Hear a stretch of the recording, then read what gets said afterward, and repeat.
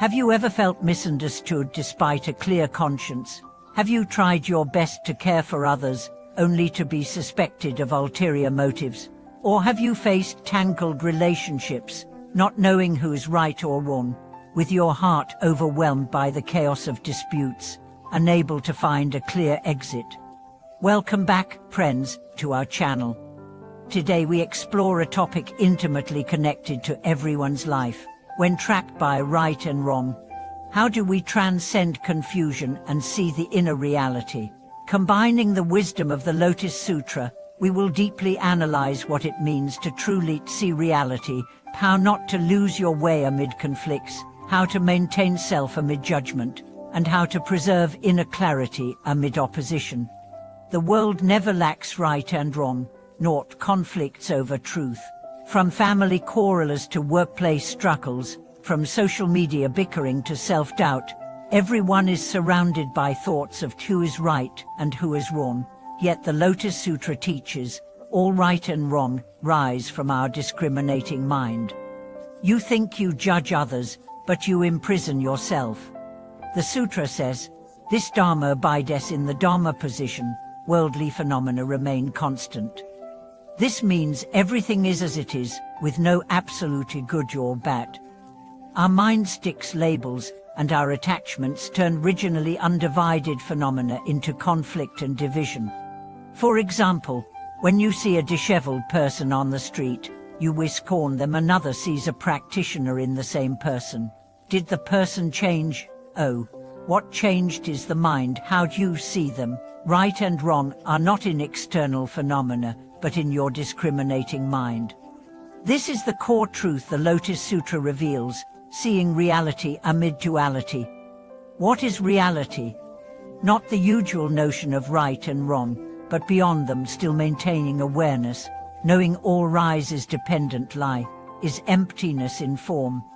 You are not fooled by appearances nor led by emotions. You know right and wrong are like dreams, illusions, shadows. The parable of the burning house in the sutra is the deepest example. Sentient beings live in a burning house of samsara, yet argue, like art is best. I am right, you are wrong. The Buddha says, what are you fighting for? The whole house is burning. This fire is our clinging, discriminating mind, trapping us in endless suffering and cyclic rebirth instead of awakening. How to escape this burning house? The Buddha says, only one vehicle, Dharma. What is the one vehicle? Awakening, not clinging to right or wrong, but turning inward, not fleeing the world, but refining the mind within it. This does not mean becoming a nice person who never speaks up or acts. Rather, when facing right and wrong, first reflect within, is this right from desire or compassion? Is this wrong from injury or insight? Am I seeing truth or projecting my mind? Only by clarifying these can your seeing devoid error and your heart avoid the whirlpool of anger, jealousy and conflict. A practitioner said, years of temple life taught him the hardest trial was being misunderstood.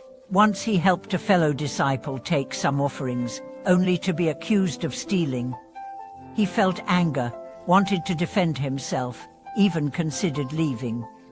His teacher said, if you see reality, the other's misunderstanding is just passing wind, your purity remains unmoved. If not, their words cut your heart daily.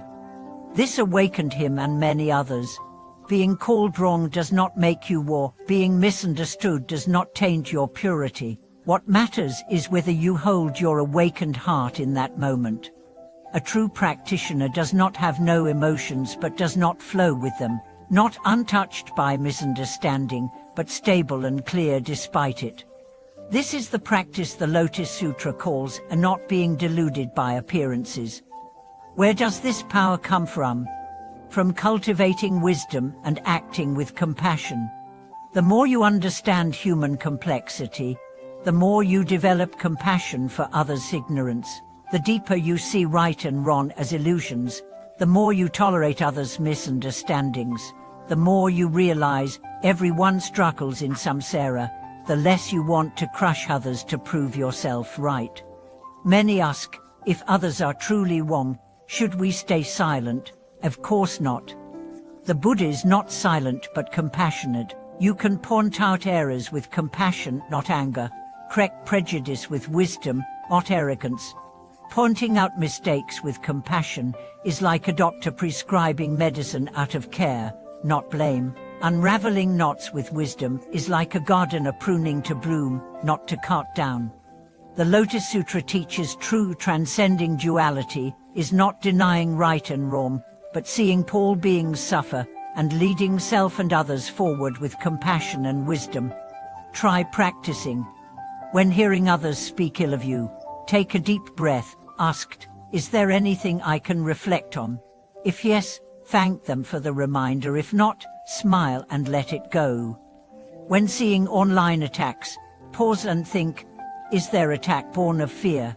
Do you realize they are not enemies, but manifestations of suffering? When conflicts arise at home, don't rush to debate who's right, but ask, can we walk out together and find solutions? At that moment, not only do you resolve the problem, but also deepen relationships. This is truly seeing reality amid right and wrong, turning conflict into wisdom.